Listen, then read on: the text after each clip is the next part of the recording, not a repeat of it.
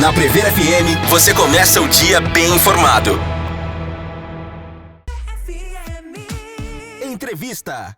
Agora são 7h34, voltamos com o primeiro jornal na Prever FM e a segunda entrevista do dia. Estamos recebendo aqui no estúdio a doutora Ana Paula Ferraldo, ela é médica pediatra. Vamos falar a respeito do Dia Mundial do Autismo, que é amanhã. Doutora Ana Paula, bom dia, obrigado por aceitar o nosso convite, viu? Muito obrigada, eu que agradeço o convite. Um bom dia a todos que estão nos ouvindo hoje. Quais as novidades que nós teremos amanhã no Dia Mundial do Autismo, que tem muito desconhecimento ainda sobre o tema, né, doutora? Muito, muito. Eu acho que a principal bandeira que nós temos que levantar, hoje é o primeiro dia do mês, né, mas amanhã em especial, é literalmente a palavra conhecimento, né? Eu vejo hoje muitos movimentos, conscientização do autismo, o autismo existe, o autismo está aí e tal, mas de efetivo mesmo e de prático, atitudes, né, ações que vão ajudar na vida dessas pessoas, respeitar as diferenças, enxergar as capacidades, que eu acho que o principal é isso, é você ver uma pessoa que vem com o diagnóstico de autismo e automaticamente já invalidar ela, né? A gente tem que deixar muito claro que o autismo é uma condição do ser humano muito mais frequente do que nós imaginamos, né? Hoje a incidência do autismo é 1 a cada 36 pessoas. Então, e eu acho que é um pouquinho mais ainda, na próxima incidência vai ser um pouquinho maior. Mas com certeza, cada 36 pessoas, uma está dentro do espectro autista. E como é que se identifica, doutor? Eu fico imaginando, no passado, quando eu era jovem, aliás, o Vicentinho está aqui também, obrigado pela presença. Quando nós éramos jovens, né, quase não se falava na palavra autista, né? Sim. Quantas pessoas sofreram, quantas crianças sofreram, e como diagnosticar o autismo? Quando saber, porque o espectro autista tem variações. Sim. E como se diagnosticar isso, doutora? Então, apesar das variações que são inúmeras, né, tanto que a palavra autismo não existe mais. O que existe é transtorno do espectro autista, porque é um espectro. Só que desde aquele extremamente sutil, que só uma pessoa muito especialista consegue identificar, até aquele muito comprometido que qualquer pessoa consegue identificar, para ser autista, para estar no espectro do autismo, eu preciso ter dificuldade de interação social, né? É um critério indispensável para você dizer que a pessoa é autista. Essa dificuldade de interação social, Márcio, ela vai desde a pessoa não falar nada e ser um autista não verbal, até a pessoa conversar, fazer amizades, socializar, aparentemente sem nenhuma dificuldade, mas é aquela pessoa que não entende metáforas, não entende piada, ele fica boiando, ele leva tudo ao pé da letra, o que você fala para ele. Sabe aquela pessoa que você fala, gente, parece que não caiu a ficha, parece que não vai. Tão inteligente de um lado, mas ao mesmo tempo tão ingênuo, né? Qualquer um engana, qualquer um... Isso também faz parte da dificuldade de interação social. Então, dificuldade de interação social, ter interesses restritos. Então, ser muito apegado a determinada rotina, gostar muito de um assunto e até o fundo. Hiperfoco em alguma coisa, hiperfoco em alguma coisa. Então, interesse restrito e dificuldade de interação social é obrigatório ter. Se não tiver, não é autista. Que coisa impressionante, né? E isso é fácil de ser detectado, no seu caso, que é uma médica pediatra, né? De uma criança que vai até o seu consultório, é fácil de detectar que existe algum problema? Olha, eu sou pediatra, né? E eu tenho uma especialização em psiquiatria da infância e adolescência. Que legal. Hoje eu faço parte de um grupo de estudo de autismo no Brasil.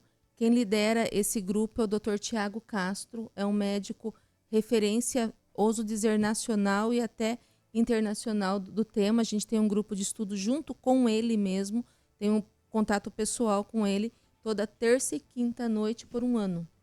Então, eu sou uma pessoa viciada, eu consigo identificar, porque eu estudo muito sobre o tema.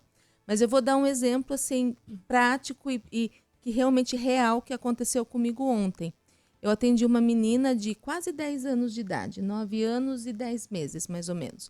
Não é daqui de Botucatu, veio de fora, com uma queixa assim de ansiedade. doutora, nós viemos aqui, ela está muito nervosa, muito ansiosa, já estava fazendo tratamento com médico especialista fora daqui, um médico especialista, não é com pediatra geral, não. Tá? E a criança está sem conseguir ir para a escola, chega na porta da escola, chora muito, agarra na mãe, ninguém consegue descobrir o porquê. A família já bateu, a família já colocou de castigo, a família já tirou o celular, a família já fez de tudo e a menina não esboça reação nenhuma. Já tinha tomado 3, 4 tipos de remédio para ansiedade, estava tomando diazepam para ir para a escola. Aí ela apanhava porque ela dormia. 9 anos de idade, nós estamos falando. Aí a gente vai conversar, a criança inteligente, esperta, fala, se comunica, né? Aí você vai conversar com a família, tira a história, desde muito pequenininha. Era uma criança que nunca estranhou ninguém, sempre ia com qualquer pessoa. Uma menininha extremamente educada. O pai contou que durante a pandemia, ela tinha 4 aninhos na época, né? O pai ficou em home office em casa.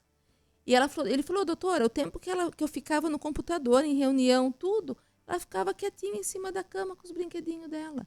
4 anos de idade. Então, assim, você vai vendo com a história de vida dela, que é uma menininha que não tinha reação ao ambiente. Uma criança de 4 anos de idade, quem tem filho, quem já conviveu com criança, 1 ano e meio, que é um tempo de pandemia, que nós ficamos trancados dentro de casa, é para destruir a casa. É para mexer em tudo. É para mexer na cozinha. O pai tá na reunião lá e fala, fica quieto, pega no vídeos, colo. inclusive, na internet, né? Do pai na reunião abrir a porta, a criança na maior bagunça. Uma menininha de 4 anos de idade, sozinha, que o pai em home office fica quietinha, não é normal, né? Entendi. Então, são características muito sutis que só quem tem habilidade, às vezes, consegue identificar e fechar o diagnóstico. Essa criança não tinha ansiedade. O que ela demonstrava que ela fazia, ela chacoalhava as mãozinhas, a mãe interpretava que ela estava ansiosa, mas, na verdade, era uma estereotipia. E quem não fez o diagnóstico, essa família procurou ajuda, né? O que me chama a atenção é a falta de preparo dos profissionais, porque é um assunto extremamente frequente.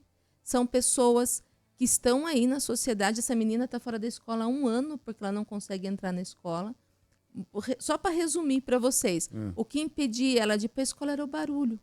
A partir do momento que eu autorizei, mandei uma cartinha para a escola, para ela usar um abafador de ouvido pela hipersensibilidade dela, ela conseguiu ir para a aula. Entendi. E o que a gente lamenta aí na sua fala é que ela apanhava porque dormia, né, gente? Chegar num ponto desse. Tomando remédio. Chegar num ponto desse. Agora, doutora, de repente uma pessoa com mais idade, né, que ao longo da vida o pessoal percebeu nos bancos escolares, no primeiro emprego, na faculdade, no trabalho, que ela era diferente. Pode acontecer com 40, 50 anos ser diagnosticado que essa pessoa também tem o espectro do autismo? Pode, com certeza absoluta, e nós estamos vendo isso acontecer. Aconteceu com a Letícia Sabatella. Isso, Descobriu, Letícia Sabatella, e é uma atriz, né? Atriz, né? Anthony Hopkins também, tem bastante gente. Por que está acontecendo isso? Porque até 2021, mais ou menos 2020, 2021, que estava em vigor o CID-10, o CID é o Código Internacional das Doenças. Então, se eu chegar no Japão, na Austrália, em qualquer lugar do mundo e falar, eu tô com A09, qualquer lugar do mundo sabe, ela tá com diarreia viral. É universal. Você pode não saber falar a língua, a palavra naquela língua, mas o código, todo mundo entende o que é. Né? Então, até 2021, esse código que estava em vigor era o CID-10, né? Código Internacional das Doenças 10. E nesse código, o autismo era autismo só. Tá? Então, o que se entendia como autismo? Aquela pessoa com deficiência intelectual associada, que não falava nada e que, na maioria das vezes, estava estudando em uma escola especial, por exemplo, a PAI, que é o conceito que 90% das pessoas hoje em dia ainda tem de autismo. Né? Você fala que a pessoa é autista, já associa ou a deficiência intelectual ou a um gênio. Né? Na verdade, a exceção tem deficiência intelectual e a exceção tem altas habilidades. A imensa maioria tem o intelectual normal, são pessoas funcionais, pessoas que se formaram, têm emprego, casaram, estão tendo filho, mas com muita dificuldade de socialização, de participar de uma entrevista, de fazer uma entrevista de emprego, das questões sensoriais, né? Que no decorrer da vida levam a muito sofrimento. Quando a gente muda do CID-10 para o CID-11, que foi de 2021 para 2022, foi feita uma revisão da nomenclatura dessas doenças, né? Doenças, transtornos, seja qual for aí o nome usado. Mas o autismo deixou de ser autismo para passar a ser transtorno do espectro autista. Quando ele abriu para um espectro, essas pessoas com cognitivo preservado, normal, passaram a fazer parte desse CID, dessa classificação, desse diagnóstico, coisa que antes não eram.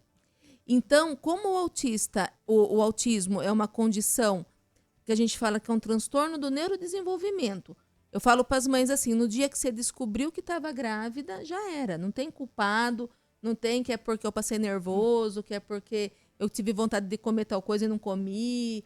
Não é por causa disso. Geralmente, 99% é a herança genética mesmo, né?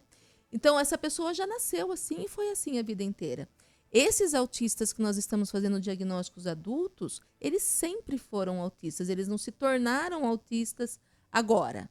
Na verdade, agora nós temos os critérios médicos que a gente identifica nessas pessoas esse diagnóstico, que antes a gente não tinha. Agora, de repente, uma pessoa da minha idade chega num clínico geral, né? E ele fala assim, doutora, eu gostaria de saber se eu tenho o espectro autista. Existe algum exame específico que um clínico geral possa fazer?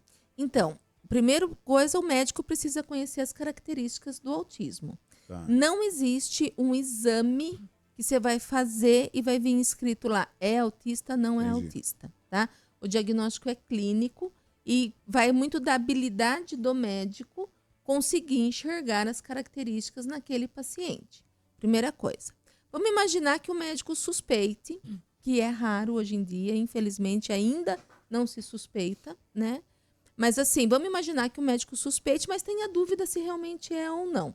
Existe o que nós chamamos de avaliação neuropsicológica, que é aplicado por psicólogo, não por médico. Então, o médico faz o encaminhamento, o psicólogo que tem uma especialização, né, um neuropsicólogo, aqui em Botucatu nós temos vários, de assim, excelente nível aqui na cidade.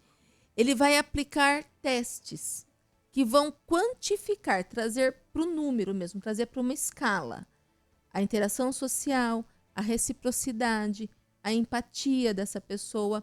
Uma outra característica do autismo é você ter dificuldade de reconhecer a necessidade do outro, né? Que a gente fala que é a teoria da mente. Então, assim, sabe aquele desconfiômetro? Não está vendo que eu estou carregando uma coisa pesada, não levanta e não vem ajudar? Ele não consegue perceber. Mas se você falar, me ajuda, na hora. Ele vai correndo, ele ajuda. Faz isso para mim, ele vai correndo, ele faz. Ele não deixa de fazer. Mas ele não tem a percepção que o outro está precisando. Que coisa interessante. E às vezes você acaba pré-julgando a pessoa, fala, pô, ele não interage, ele não ajuda em nada. Mas essas pessoas sofrem de crise de ansiedade, de crise de pânico, de quadros depressivos muito graves.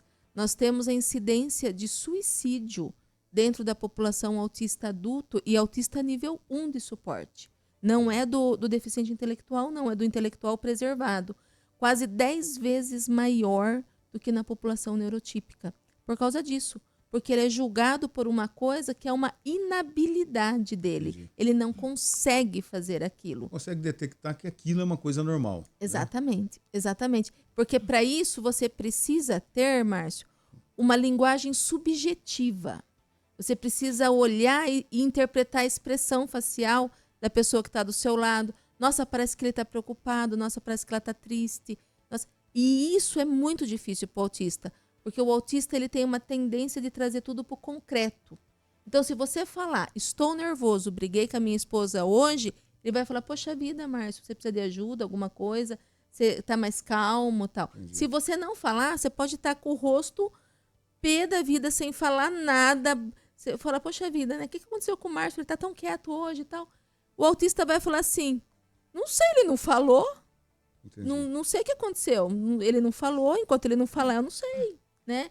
Então, isso leva essa pessoa a ser julgada como ela não tem proatividade, né? Ela não tem malícia mesmo da situação, mas são pessoas extremamente competentes e que merecem e precisam de uma oportunidade no mercado de trabalho, né? Precisam, a partir do momento que você tiver uma pessoa assim aqui dentro, e você souber que ela é assim, você vai pedir para ela quando você precisar de alguma coisa. Você não vai ficar esperando a boa vontade dela.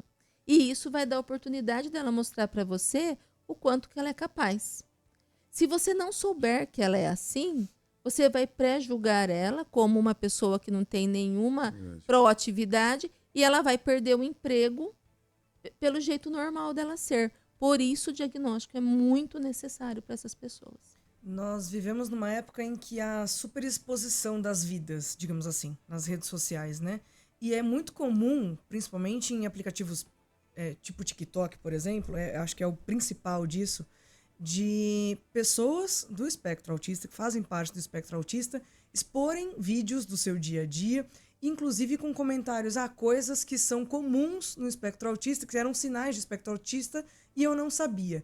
O quanto isso pode auxiliar ou prejudicar alguém que assista o vídeo e se identifique com eu acho que ajuda. uma coisa ou outra. Eu acho que, assim, de um modo geral, a gente tem que saber usar a internet, saber usar as redes sociais com inteligência para coisas boas. Lógico que traz um monte de prejuízo também, é um vício, né? Assim, tem muito conteúdo inadequado, mas, de um modo geral, isso eu acho que hoje em dia não existe mais a desculpa de que nós não estamos preparados para lidar com os autistas. Mas eu não sabia que era assim. Mas tem que falar assim com eles, tem que ser concreto, porque tudo está explícito na internet. Se você tiver contato com uma pessoa que você suspeita que possa ter um transtorno do espectro autista, que pode estar no espectro autista, em 10 minutos de pesquisa na internet você descobre se aquilo, como lidar com ele, se aquilo realmente condiz ou não, tal. Então, assim, a internet trouxe para o conhecimento popular mesmo, né, as características mais sutis ali ou mais importantes e como lidar com essas pessoas. Então, eu encaro como uma ferramenta muito positiva para popularizar mesmo. Doutora Ana Paula, e como é que a pessoa que tem o espectro autista, quando ela é informada que ela tem, como é que ela reage normalmente? A grande maioria é libertadora. A grande maioria parece que você tirou um peso de cima das costas dele. Ela finalmente entende o que acontece. Porque, assim, o autismo não é uma doença. Eu não estou falando assim, você está com câncer, você está com sífilis, você está com uma artrite reumatoide. Não é isso. O autismo é o jeito que o seu cérebro funciona e que traz alguns prejuízos. Do mesmo jeito que quem não é autista tem dificuldades em outras coisas. Claro. Tem pessoa que não consegue correr, tem pessoa que corre maratona, tem pessoa que vai na academia e puxa peso, o outro, se puxa peso, tem distensão. Cada um tem a sua limitação, né? Então, ele entende que é normal o jeito dele ser assim. Tá. Que ele não era uma pessoa fora da caixa, que ele não era o errado, ele não é o esquisito. E mais importante ainda, ele entende que existem muitas outras pessoas no mundo igual a ele. Ele não é uma exceção à regra. E daí ele começa a entender o porquê que quando o Márcio está carregando peso, eu não ofereço, eu não percebo que ele está precisando de ajuda. O Márcio não falou que precisava de ajuda, né? Então ele começa a entender as limitações dele e daí ele começa a traçar estratégias para driblar isso e não permitir que isso atrapalhe ele no dia a dia. Porque daí ele começa a reconhecer, olha, eu tenho dificuldade em interpretar piada. Um exemplo, né? Coisas com duplo sentido. A nossa língua tem muita ironia, tem muitas, né, metáforas, muitas. A gente não percebe no dia a dia o quanto que a gente fala dessa forma. Se ele percebe uma situação que todo mundo está rindo e ele não entendeu, ele chega para o amigo mais próximo ali e fala, era uma piada? Entendi. O que ele quis dizer com isso? Então, quem sabe que ele é autista vai ter esse jogo de cintura com essa pessoa e ele, sabendo da limitação dele, ele não vai ter pudor nenhum em perguntar. Então, na grande maioria das vezes, o diagnóstico é fundamental para essas pessoas. Doutora, e o TDAH? Até onde ele se encaixa ali no espectro ou não? O TDAH, ele tem a mesma origem do autismo. Os dois fazem parte do que nós chamamos dos transtornos do neurodesenvolvimento. Né? O transtorno do neurodesenvolvimento é um grupo de transtornos onde a arquitetura cerebral, o jeito que o cérebro foi formado dentro da barriga da mãe ainda, resulta nessas características da pessoa que vai viver daquele feto. Né? O autismo, ele tem como característica principal aquilo que eu falei, dificuldade de interação social e os interesses restritos. O TDAH não tem essas características. O TDAH, ele traz déficit de atenção e ou hiperatividade, que é não para quieto, senta, levanta, corre, anda, mexe a perna, né? E ou impulsividade. A pessoa faz, depois ela pensa, poxa vida, não era, eu falei isso e não era para falar, eu bebi muito, não era para beber, eu corri com o carro, não era para correr, eu briguei, não era para brigar, né? Então, o TDAH tem como característica a desatenção, né, a falta de foco, a impulsividade e a hiperatividade. Eu posso ter as três coisas juntas e eu posso ter uma coisa só. Eu tenho pessoas com TDAH super quietinhas, que não têm hiperatividade, mas têm uma baita falta de atenção. É o tipo do TDAH mais comum em mulher, que até tem o mito popular aí que a mulher é mais lerdinha e tal, justamente porque predomina o TDAH por falta de atenção. No menino, de um modo geral, predomina a hiperatividade e a impulsividade. Mas nada impede de ter uma mulher hiperativa e impulsiva e de ter um menino mais desatento, tá? Independente do que ele tiver como predominância, é sempre TDAH. Eu posso ter, e é muito comum eu ter, autismo e TDAH associados, mas são transtornos diferentes. E o autismo, ele tem níveis, né? A senhora poderia explicar um pouco mais? Tem sim. Esses níveis de suporte é o quanto que a pessoa precisa de ajuda para desenvolver as atividades corriqueiras do dia a dia, tá? Quando a gente fala nível 1 de suporte, é aquela pessoa que tem um cognitivo normal, preservado, mas tem essa dificuldade de entender que o outro está precisando de ajuda, de interpretar coisas com duplo sentido e que pode sim comprometer muito ela funcionalmente falando, né? Tem uma dificuldade na questão sensorial, então às vezes não suporta determinadas roupas, não come muita coisa por conta de textura, tudo. Então isso acaba limitando e ela precisa de ajuda, de uma compreensão da equipe que trabalha com ele, da compreensão de quem vai dar emprego, da família, da esposa, para conseguir lidar com essa pessoa no dia a dia. Isso é o nível 1 de suporte. Mas ele dirige, ele come, ele toma banho, ele tem os autocuidados, independente de qualquer outra pessoa. O nível 2 de suporte já exige um cuidado maior, já exige um suporte maior. Não é aquela pessoa totalmente dependente de alguém, mas precisa sempre alguém estar perto, às vezes não consegue andar sozinho na rua, se perde na questão de orientação, se perde na questão de tempo. Então, assim, precisa sempre ter alguém lembrando das coisas, dando suporte das coisas que ele precisa fazer, né? Às vezes até tomar banho, comer. Ele consegue tomar banho sozinho, mas tem que lembrar que ele precisa tomar banho, né? E o nível 3 de suporte é aquele caso mais avançado, que geralmente tem deficiência intelectual associada, que é muito mais dependente. Com terapias, né, especializadas ali, eu posso, de um nível 3, vir para o nível 2, do nível 2 vir para o nível 1, eu consigo evoluir.